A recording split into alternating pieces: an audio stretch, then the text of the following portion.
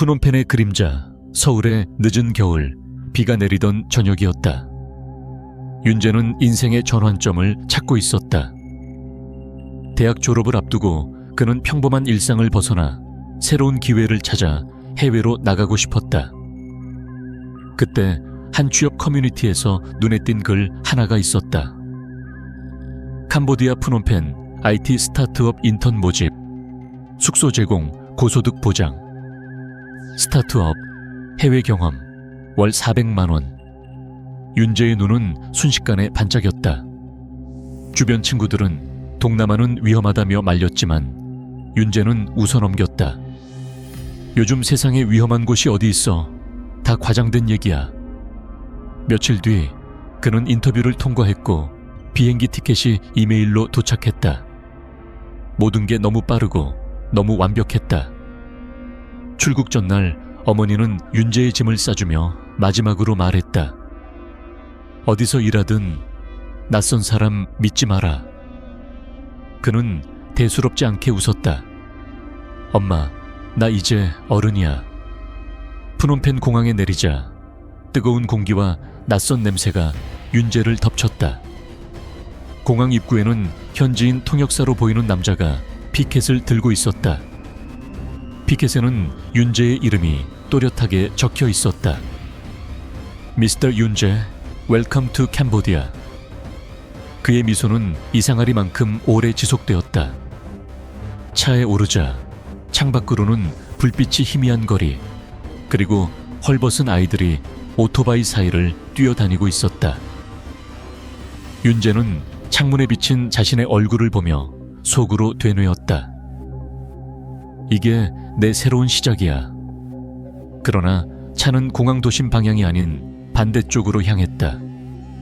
점점 가로등이 사라지고 포장도로는 흙길로 바뀌었다. 혹시 회사는 푸놈펜 시내에 있는 거 아닌가요?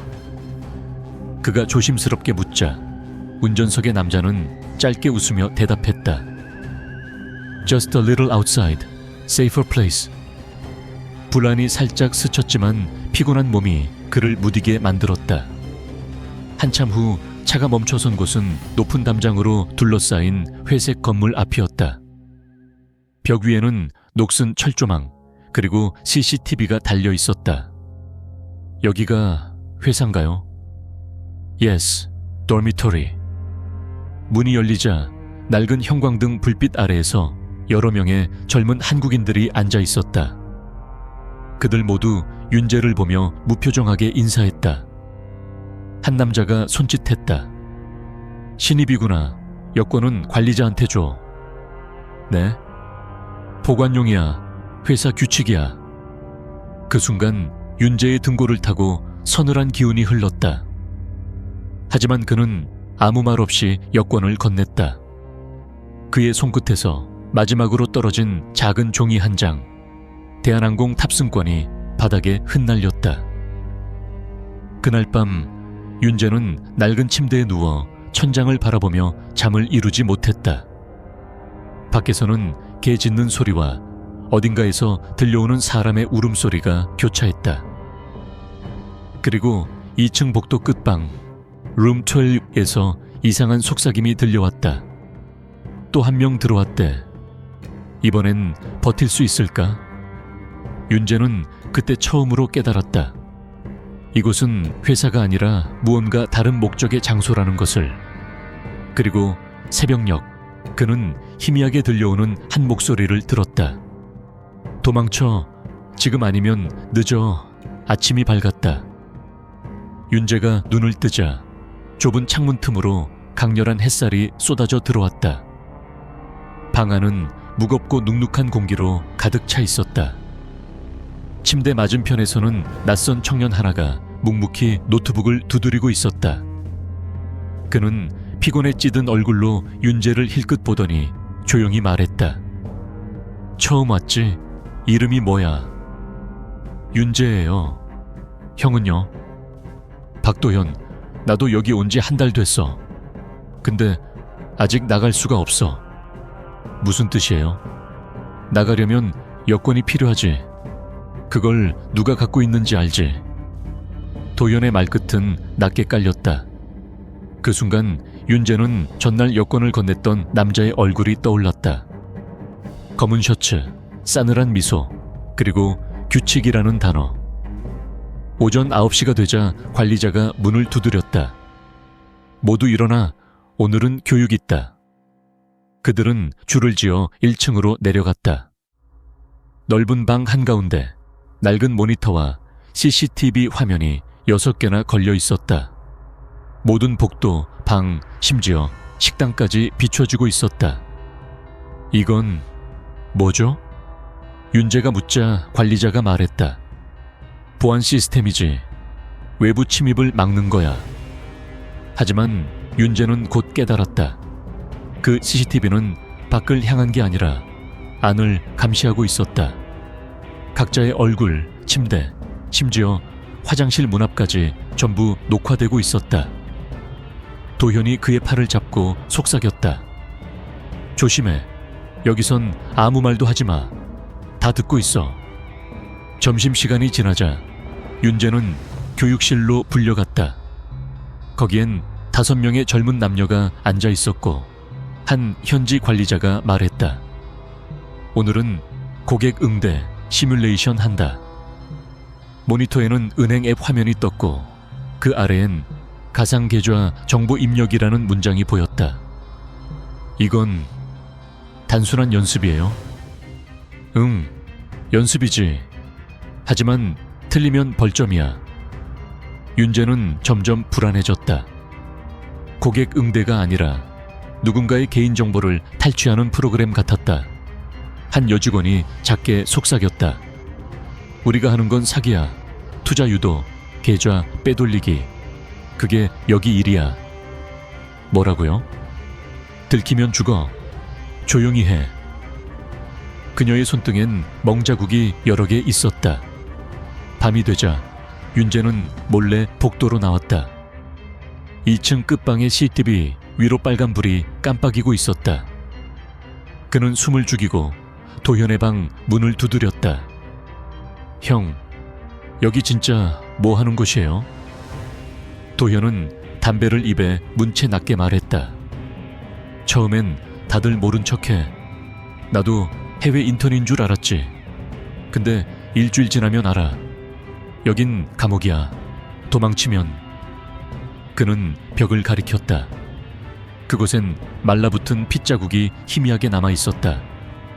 그날 밤 윤재는 도연과 함께 작은 계획을 세웠다.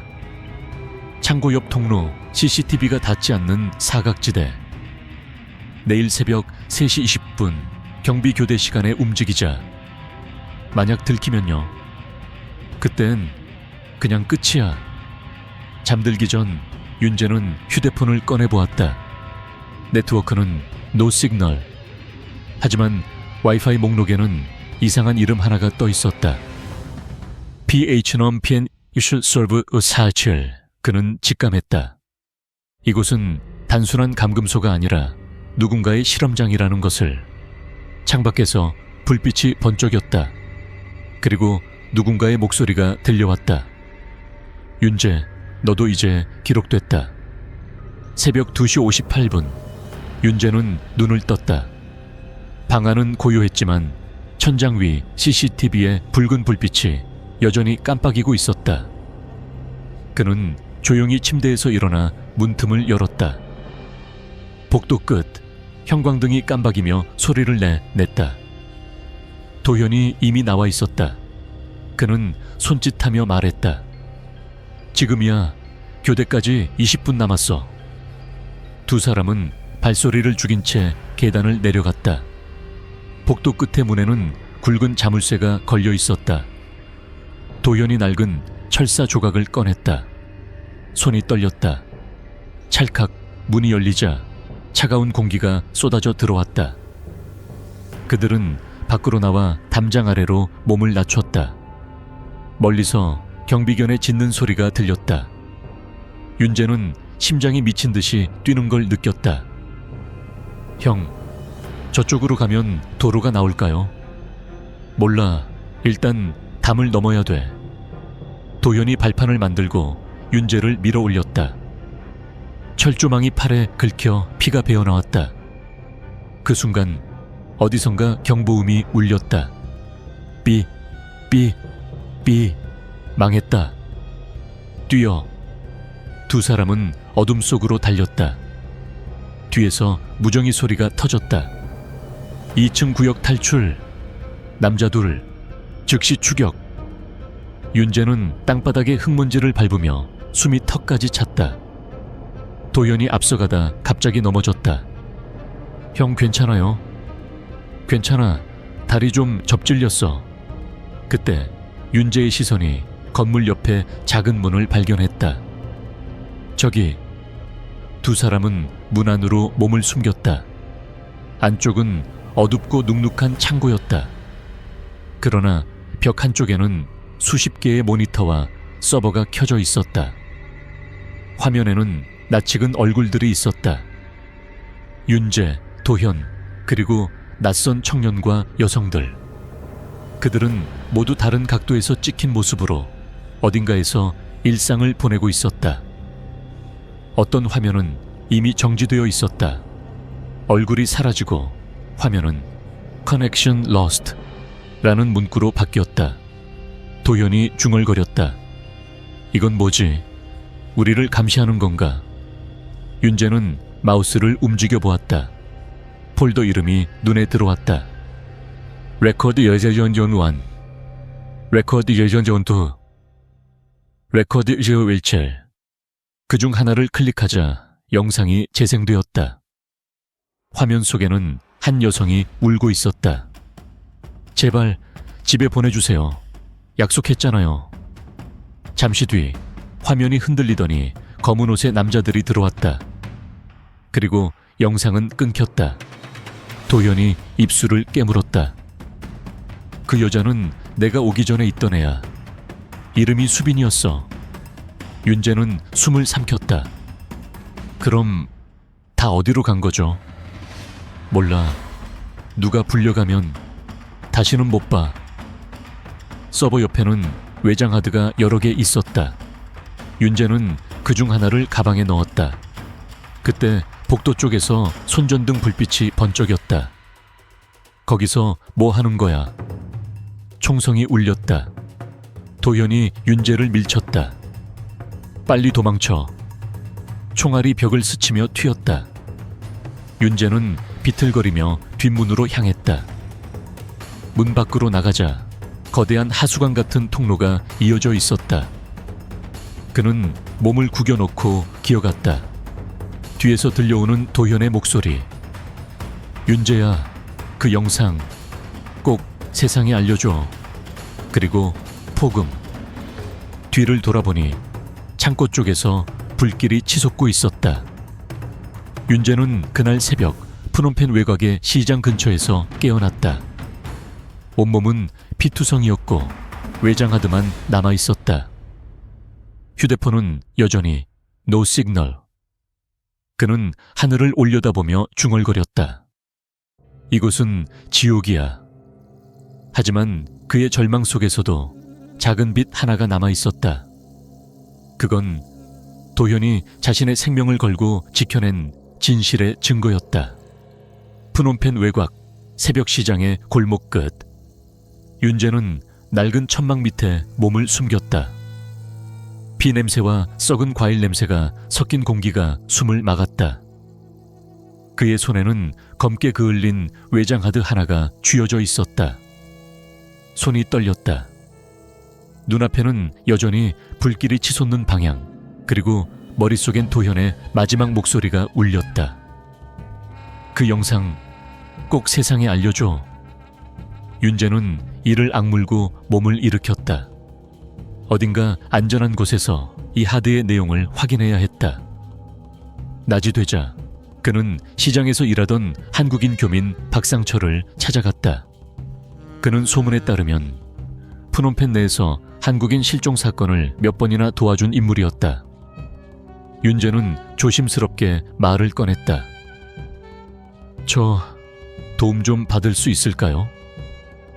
상철은 윤재를 위아래로 훑어보더니 낮은 목소리로 말했다.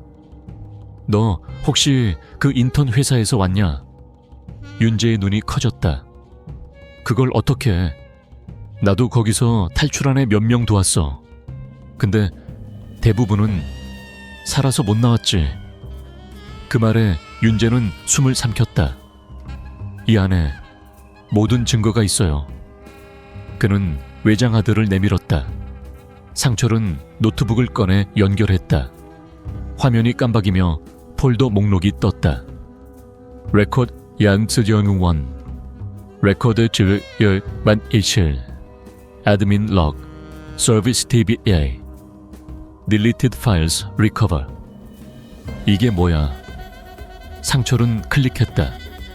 화면 속에는 어두운 방 안에서 사람들을 강제로 일시키는 장면이 이어졌다.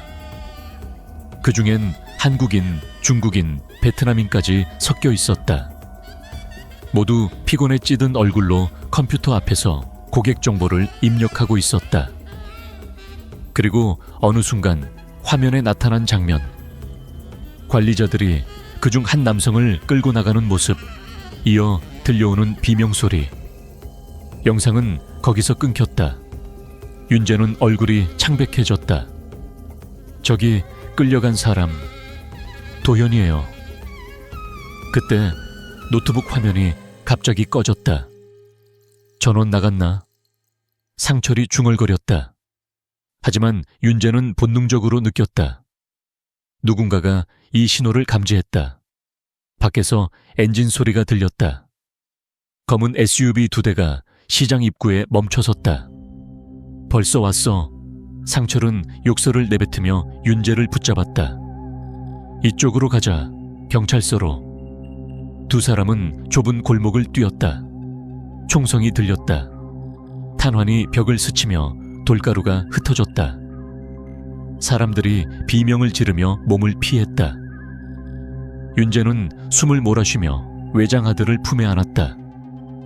하지만 시장 입구에 도착하자 경찰 제복을 입은 남자들이 그들을 가로막았다. 스톱! 움직이지 마! 상철이 외쳤다. 우린 피해자야. 도와줘야. 그러나 경찰 중 한 명이 조용히 무정이를 잡았다. 대상 확보. 본사로 이송 준비. 그 말에 윤재의 등골이 얼어붙었다. 본사? 그 단어는 그가 있던 곳에서 관리자들이 자주 쓰던 말이었다. 총구가 그들의 머리에 겨눠졌다. 무릎 꿇어. 윤재는 이를 악물었다. 왜 이러는 겁니까? 우린 피해자예요. 하지만 경찰은 대답 대신 윤재의 가방을 빼앗았다. 외장 하드가 바닥에 떨어졌다. 그 순간 차량 안에서 낯익은 얼굴이 내렸다. 검은 셔츠, 싸늘한 미소. 그는 바로 그 관리자였다. 윤재 씨, 살아있었네요. 그의 한국어 발음은 완벽했다. 도망치느라 고생 많았죠. 근데 그건 이곳에서 허락된 행동이 아니에요. 윤재의 눈동자가 흔들렸다. 당신 사람들을 어떻게 한 거야? 관리자는 웃었다. 그건 거래였죠. 우리는 사람을 모으고 그들은 몸을 사갔어요. 이 도시에서 인간은 돈보다 싸요. 그 말과 함께 관리자는 손짓했다. 경찰들이 윤재를 끌어올렸다. 상철이 몸을 던져 막아섰다. 그만둬. 이건 살인이야. 탁! 총성이 울렸다. 상철의 몸이 허공을 가르며 쓰러졌다. 윤재의 비명이 퍼졌다. 형! 외장 하드가 피 위로 굴러갔다. 관리자가 그것을 집어들며 말했다. 이건 우리 소유야. 잊지 말아요. 그날 밤 푸놈펜 강가. 비가 내렸다. 윤재는 강물에 던져졌다. 몸이 깊은 물속으로 가라앉으며 의식이 희미해졌다. 그러나 그의 손에는 누군가가 마지막 순간에 쥐어준 작은 USB 하나가 있었다. 그건 상철이 죽기 전 주머니에 숨겨두었던 백업 증거 파일이었다. 비가 그치지 않았다. 푸놈펜 강 위로 퍼지는 안개 속 윤재는 강둑에 누운 채 눈을 떴다. 전신이 젖어 있었고 몸 곳곳에 멍과 상처가 남아 있었다. 숨을 들이쉴 때마다 흙과 피냄새가 섞여 들어왔다. 그는 손을 쥐었다. 차갑고 단단한 금속, 상처리 남긴 USB였다. 그 순간 윤재의 머릿속에 형의 마지막 목소리가 스쳤다. 만약 내가 죽으면 이걸 꼭 세상에 알려줘. 윤재는 이를 악물었다. 형, 내가 반드시 끝내겠어. 그날 밤 그는 마지막 힘을 끌어모아 푸놈펜 시내로 향했다. 도시의 불빛은 화려했지만 그 속은 부패한 그림자 투성이었다. 그는 한국 대사관 근처에 낡은 인터넷 카페로 들어갔다. CCTV가 없는 외국인들이 드나드는 위험한 곳. 노트북을 빌려 USB를 연결했다. 화면에 수십 개의 영상 파일이 떠올랐다. Camp Inside, MP4, Body Trade List Policy, Shipment Log, Client Records Zip. 손끝이 떨렸다. 그는 하나씩 파일을 열었다. 그 안엔 사람들이 마치 물건처럼 나열된 리스트가 있었다. 국적, 나이, 장기 상태, 판매가. 그리고 그 안엔 도현의 이름이 있었다. 디우, 윤, 하트, 매치, 스테이터스, 컴플리티드. 윤재의 눈에서 눈물이 터졌다. 도현아, 미안해. 그는 그 파일을 전부 압축해 이메일에 첨부했다. 수신자, 한국 언론사 NGO, 국제인권단체. 제목은 단 한 줄이었다. 푸놈펜의 그림자, 인신매매 실체 증거. 전송 버튼을 누른 순간 문이 열리며 검은 셔츠에 관리자가 들어섰다. 찾았네, 윤재씨. 관리자는 총을 들고 다가왔다. 역시 끈질겨. 하지만 이건 끝이야. 윤재는 천천히 고개를 들었다. 아니요, 당신이 졌어요. 뭐라고? 윤재는 화면을 가리켰다. 이미 전송됐어요. 당신들의 거래, 이름, 장기 목록 전부 세상으로 나갔어요. 관리자의 얼굴이 일그러졌다. 넌 뭘 위해 이 짓을 한 거지? 살아봤자 아무 의미 없잖아. 윤재는 피식 웃었다. 형을 위해서요. 그리고 다시는 누군가가 이런 지옥을 겪지 않게 하기 위해서. 그 순간 총성이 울렸다. 탕! 윤재의 몸이 뒤로 쓰러졌다. 가슴 한가운데 붉은 피가 번졌다. 그는 바닥에 쓰러진 채 천장을 바라보았다.